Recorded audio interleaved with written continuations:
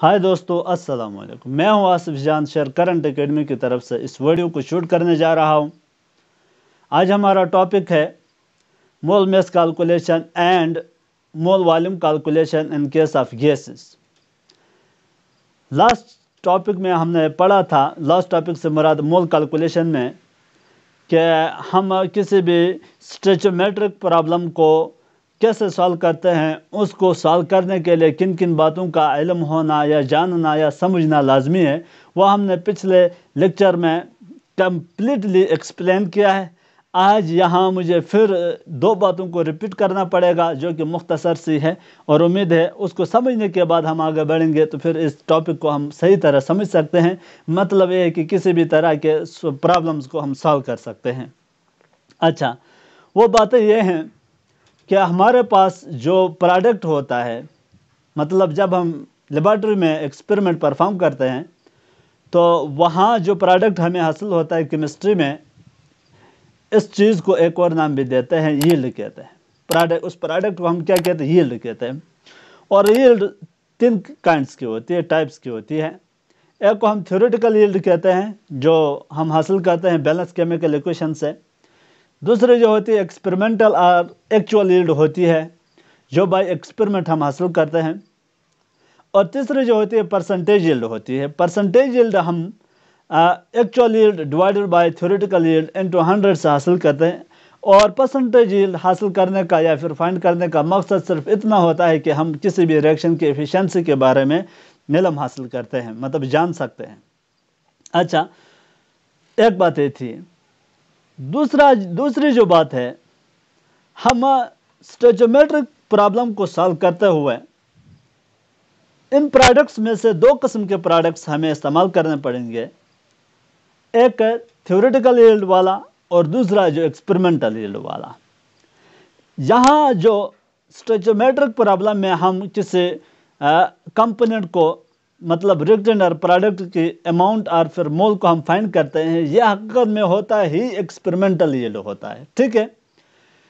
अब होता कुछ यूँ है कि एक्सपेरिमेंटल यील्ड हमें फाइंड आउट करने के लिए बैलेंस केमिकल इक्वेशन से हासिल होने वाला जो थ्योरेटिकल यील्ड होता है उसका सहारा हमें लेना पड़ता है। मतलब उसको इस्तेमाल करने के बाद हम एक्सपेरिमेंटल यील्ड को फाइंड आउट कर सकते हैं। इन दो बातों को जहन में पहले से रख ले, समझ ले, फिर इंशाअल्लाह ताला हर टॉपिक, मतलब हर प्रॉब्लम इस टॉपिक से रिलेटेड आसान हो जाएगा। अब मैं चलता हूँ बोर्ड की तरफ। बोर्ड की तरफ जाने से पहले आप लोगों से रिक्वेस्ट है कि वीडियो को एंड तक देखते रहे। देखने के बाद अगर कुछ सीखने को मिले तो हमारा जो शेयर करंट एकेडमी वाला चैनल है उसको सब्सक्राइब करें और फिर बेल आइकन का बटन भी प्रेस करें।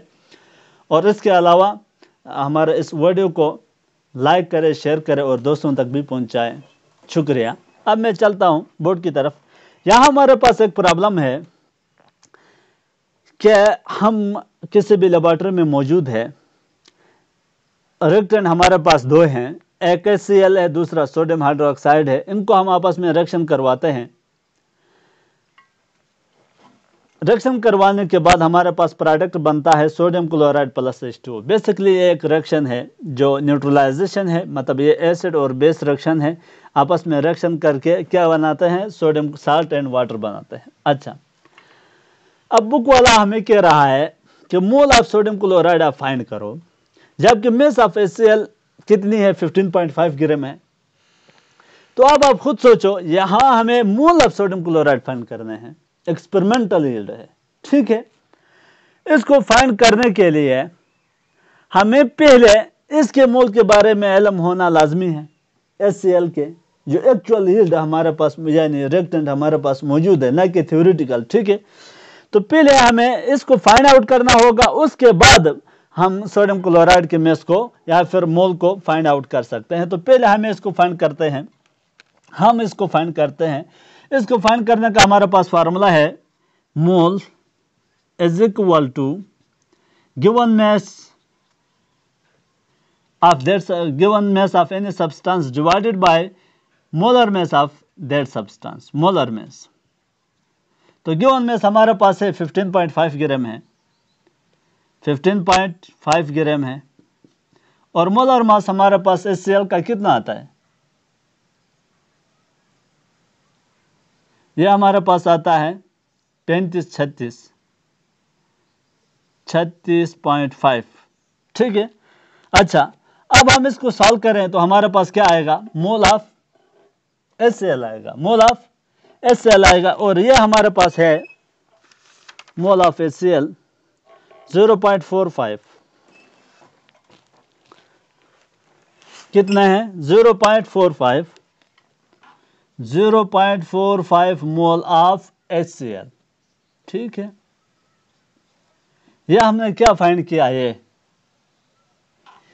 ये एक्चुअल में मौजूद यानी एक्सपेरिमेंट परफॉर्म करते वक्त इस रिएक्टेंट का यानी HCl का जो अमाउंट हमारे पास मौजूद थी उसको हमने फाइंड किया है। ठीक है, by help of given mass. अच्छा, अब जो दूसरा पॉइंट मैंने पहले आप लोगों को बताया था शुरू में, दो बातों को जहन में रखनी, एक ये थी, दूसरा ये है कि अब हमें मोल ऑफ सोडियम क्लोराइड को फाइंड करने के लिए थ्योरेटिकल यील्ड का सहारा लेना पड़ता है। और थ्योरेटिकल यील्ड का जब हम सहारा लेते हैं तो हम ये कहते हैं कि बाय, ये एक बैलेंस केमिकल इक्वेशन है, एक में mole of 1 mole of HCl plus 1 mole of sodium hydroxide react with each other and produce 1 mole of sodium chloride। यानी 1 मोल HCl का 1 मोल सोडियम क्लोराइड प्रोड्यूस करता है। ठीक है, अब मैं इस बात को यहां लिखता हूं, 1 mole of HCl, 1 mole of HCl produce कितना mole of sodium chloride? 1 mole of sodium chloride through balance chemical equation. ये बात हमें मालूम हुई, 1 मोल ऑफ सोडियम क्लोराइड। अब हमारे पास है मोल कितने हैं HCl के? 1 मोल की जगह 0.45 मोल है।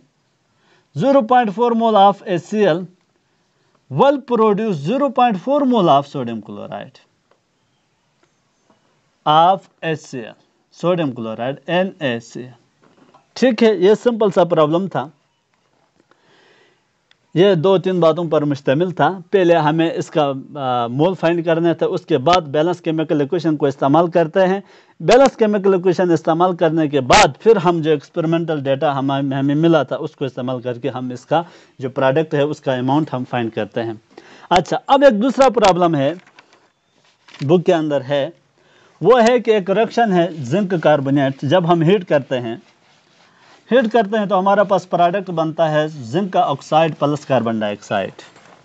Zinc oxide plus carbon dioxide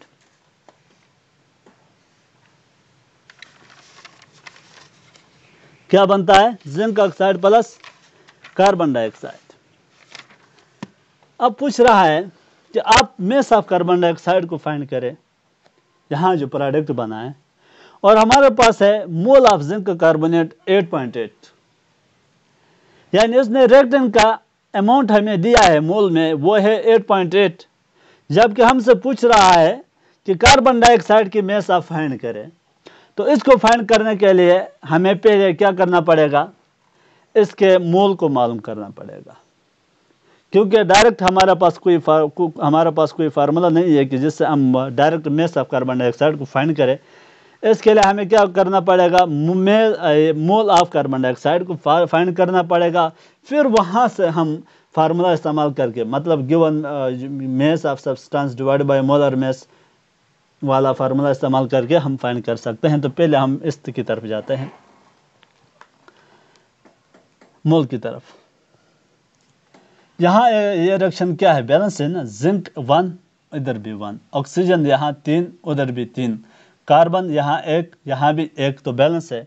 अब मैं डायरेक्ट कह सकता हूँ कि 1 mole of zinc carbonate break यानी dissociate and produce 1 mole of zinc oxide plus 1 mole of carbon dioxide. ये बैलेंस केमिकल इक्वेशन वाली बात है। ठीक है, यानी 1 मोल ऑफ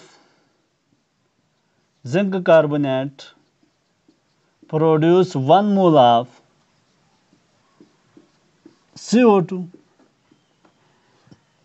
अब बुक वाला ने खुद बताया है कि हमारे पास जो मोल है ये एक्सपेरिमेंटल है। ठीक है, ये थ्योरेटिकल था।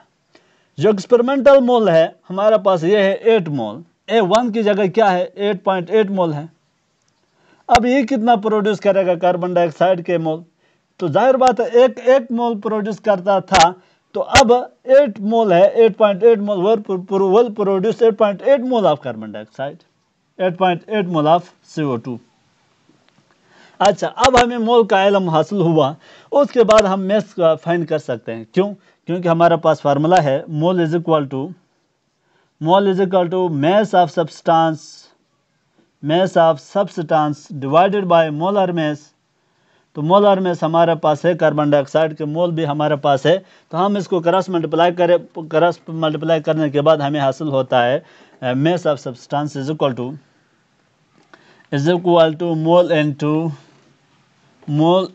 Molar mass. तो मोलर मास कार्बन डाइऑक्साइड का कितना है, मोलर मास 44 है ना, मोल 8.8 है, 8.8 इंटू 10 इंटू 44।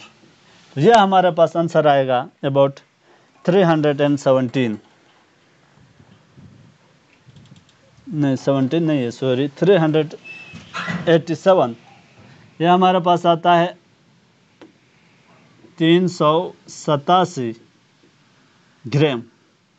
मेस फाइंड करना था ना कार्बन डाइऑक्साइड का, यहाँ देखो mess of carbon dioxide find करना था, तो यहाँ से हम डायरेक्ट इसका मेस फाइंड आउट कर सकते हैं। तो बस अर्ज करने का मकसद ये है कि दो बातों का जहन में रखना है। एक ये कि हमारे पास जो प्रोडक्ट होते हैं ये 3 तरह के होते हैं। दूसरा, जो स्टोइचियोमेट्रिक प्रॉब्लम होता है उसको सॉल्व करते वक्त 2 प्रोडक्ट्स का सहारा लेना है, एक एक्सपेरिमेंटल, दूसरा थ्योरेटिकल। अगर ये बात हमें समझ आ जाए तो फिर हर किस्म का प्रॉब्लम हम सॉल्व कर सकते हैं। अब आते हैं गैसेस की तरफ।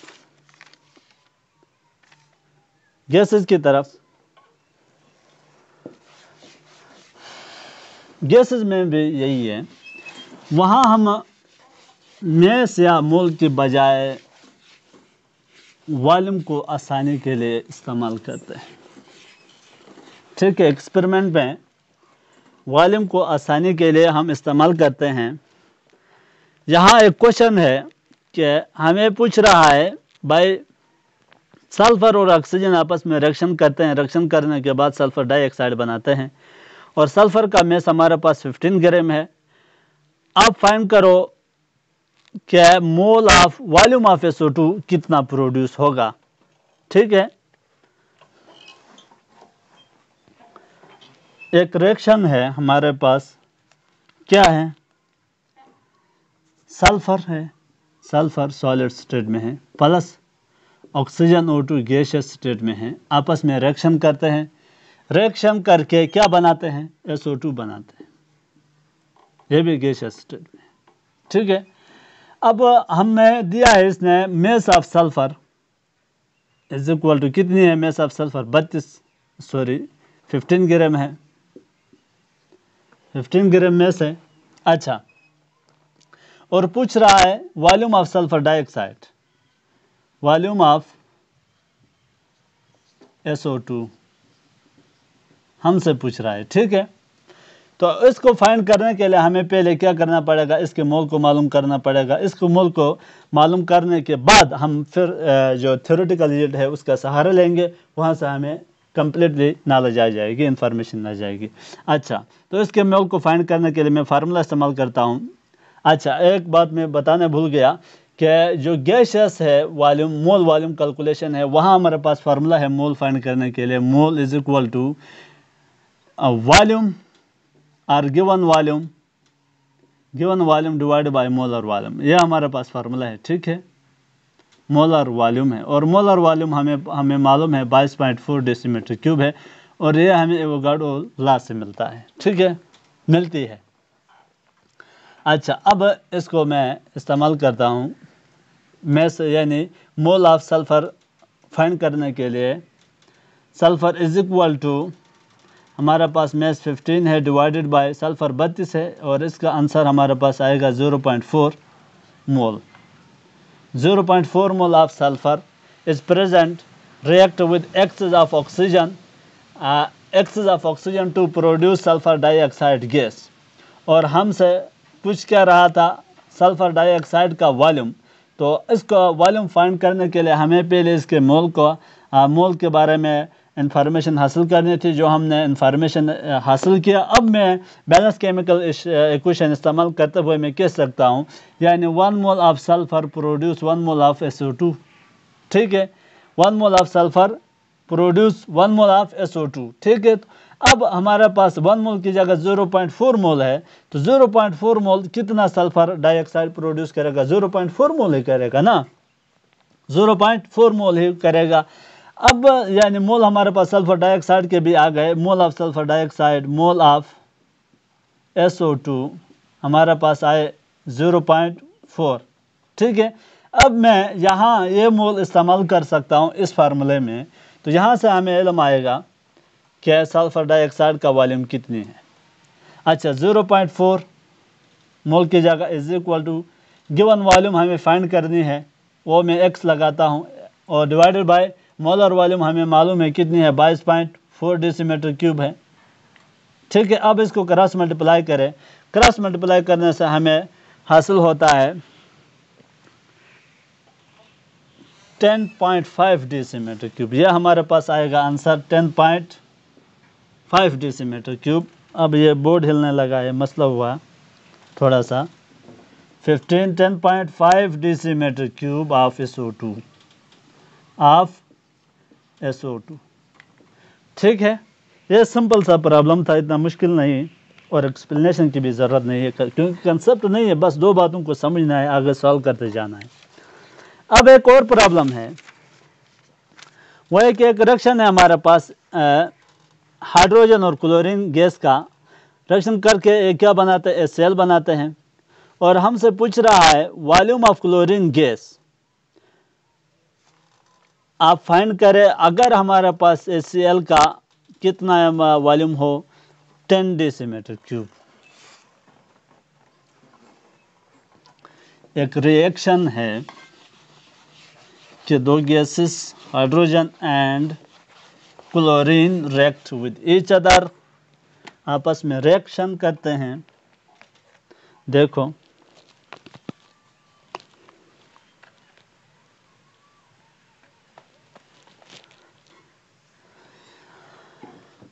हाइड्रोजन H2 प्लस Cl2 ये रिएक्शन करते हैं, रिएक्शन करके HCl बनाते हैं।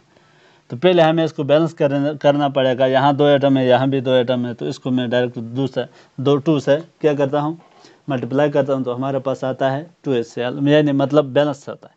अब बुक वाला कह रहा है कि इसका वॉल्यूम हमारे पास है 10 डेसीमीटर क्यूब। कितनी है? 10 डेसीमीटर क्यूब। और हमसे पूछ रहा है आप बताएं कि इतने वॉल्यूम प्रोड्यूस करने के लिए क्लोरीन की कितनी वॉल्यूम इस्तेमाल हुई होगी, वॉल्यूम ऑफ Cl2 आप फाइंड करें, ये हमसे पूछ रहा है। तो अब इसको मालूम करने के लिए पहले हमें इसके मोल फाइंड करना होंगे। कौन से मोल? एक्सपेरिमेंटल। फिर वहाँ से हम थ्योरेटिकल जो यील्ड है या फिर प्रोडक्ट है उसको इस्तेमाल करेंगे और हमें इसका वॉल्यूम भी मालूम हो जाएगा। अच्छा, तो अब इसके मैं मोल को फाइंड करता हूँ। मोल इज फार्मूला ये है, मोल इज इक्वल